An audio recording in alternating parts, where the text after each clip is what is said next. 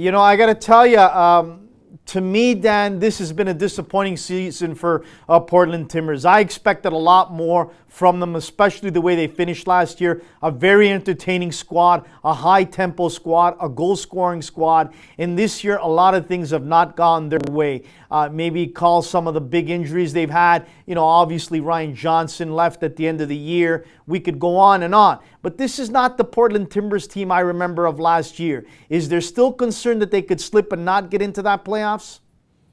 Oh yeah, absolutely. You know, they haven't really been consistent all season long, and you know, like you said, it has been a disappointing season, and not just as from an outsider's perspective. Here in Portland, a lot of people really expected a lot more from this team, especially considering the pieces that they brought in over the off season, and two players from Argentina, and Alberto Paparato and Gaston Fernandez.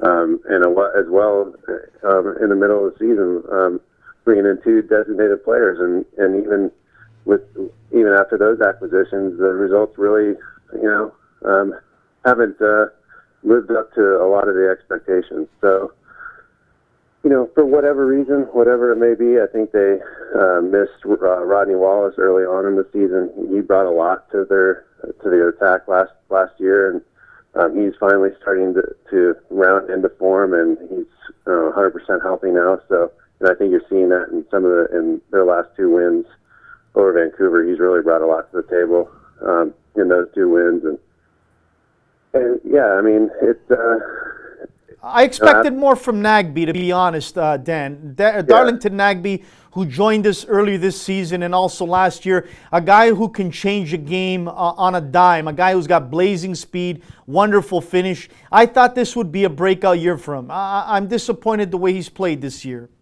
Yeah, you know, you're not alone in that thinking. I think a lot of people expected him to take another step forward this year after the year he had last year, and kind of as a young player, you like to see that progression. And you know, it's strange because he really hasn't played that poorly, you know, but he hasn't gotten the goals. He, you know, hasn't really put a lot of numbers on the score sheet. So, you know, that's definitely lacking from his game. But, you know, watching the Timbers game, and you could tell that the defense is still, I think, keying a lot on Nagbe, in addition to him and Valeri. So maybe you're kind of seeing him not you know, deal with the defense, you know, putting all their efforts in just trying to stop him. Maybe he's still figuring out how to deal with that.